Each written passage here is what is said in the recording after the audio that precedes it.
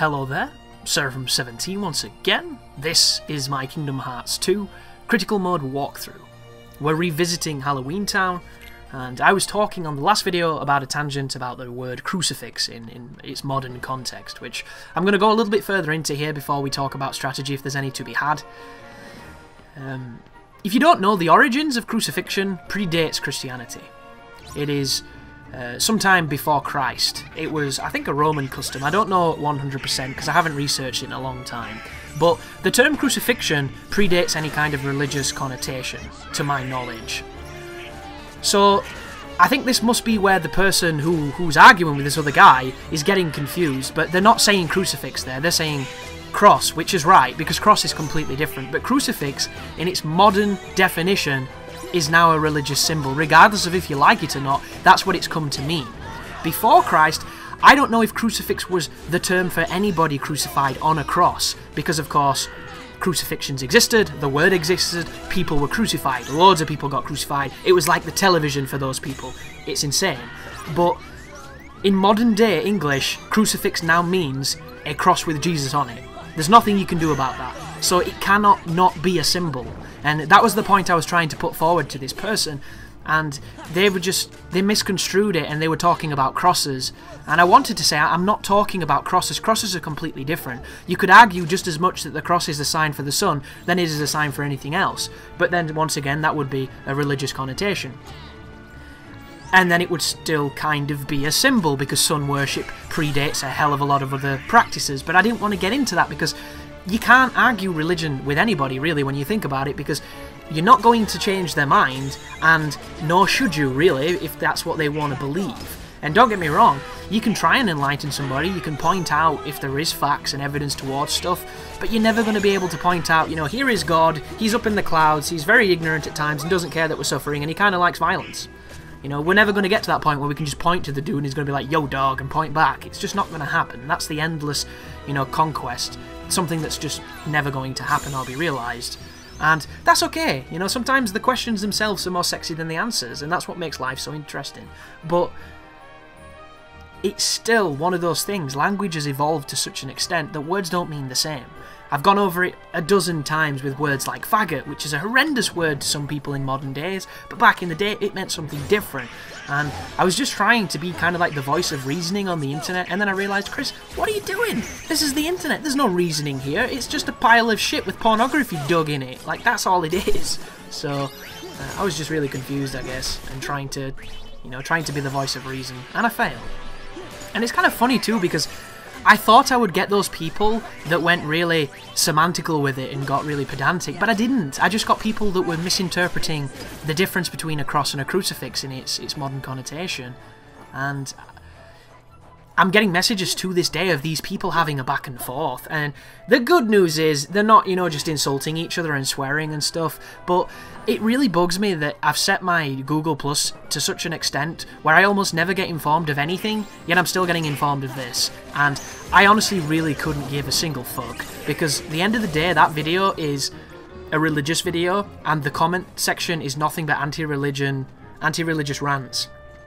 And they're clashing heads with religious people, and oftentimes it's not very graceful because there's generally a lack of intelligence on either part, and sometimes on both. And it's not really something I want on my feed constantly, but there it is. And because Google Plus is so unintuitive to mess with, it can be very difficult to get rid of that kind of stuff, so you end up, you know, actively not wanting to comment. And it's hilarious that YouTube is this system that's designed to spread community and spread thought and discourse and discussion, yet it encourages you to do the complete opposite, because you can at any moment be completely berated and harassed by comments you don't want. And even if you mute, even if you block, even if you ban, you can still get replied to. It's a fucking joke. But this is Halloween Town. You'll notice I'm using, I think it's called Explosion. It's a really good finisher. It's going to be even better once we've done this level, because then we're going to have one of the best Keyblades in Final Mix. And the Heartless enemies here have had a bit of an upgrade, so they're taking a little bit of a beating, but we're dealing decent damage, we're doing okay, and we're progressing forward slowly towards the plot progression, and to this particular mission here, which you have to deliver 4 presents. So if you look at the Heartless, they'll have a nice little speech bubble, and inside of it will be a tantalizing gift, so you have to grab it, and you have to be careful of these creatures. I think these guys are new. I do not remember them from the original game, but that might be my shit memory. Maybe they were a different colour, and that's what's throwing me off, but I just don't remember that enemy at all. Which is hilarious, because I played this last February, or last January, so I've got no excuse. It's only been a year. But you'll notice Donald is dead. This thing's taking a bit of a beating. Our weakness and our level is starting to show its, its ugly face here a little bit, but it's nothing that's not unmanageable. And that creature seems to be caught in the stun-locking grate, which is really dangerous to go into. I think that's why Donald's dead, if you see. He ended up going over there, and then the game did the rest. But I should be using Magnet here, because Magnet is really, really good. And once again, it's magic that I was completely ignorant of. You may be curious where my current progress on this game is.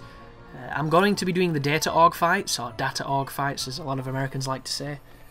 And I will be doing the optional bosses, hopefully Sephiroth and Terra, but I need to get competent at the fights, because I don't want to level up. I want to do them with my current setting.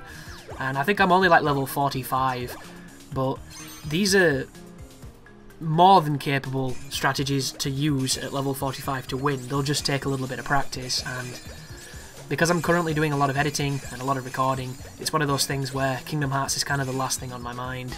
Even though I am thinking about it a little bit, because I'm coming back and doing these commentaries, and I've been watching speed runs by a guy called Biscuit047, I think his name is, and a guy called Bloody Biscuit, which are the two people that are pretty much trading off the world record for Kingdom Hearts 2 Final Mix. But this is another one of those interesting minigames that's kind of shoehorned in your path. You have to fill boxes with presents, and the shock, lock, stock and barrel, or whatever they're bloody called, two smoking guns, Guy Ritchie revolver, whatever, are going to get in your way. So the faster you do this, of course, the easier it will be before the RNG starts really rolling dices. But it's a pretty fun minigame. It's not too difficult to do.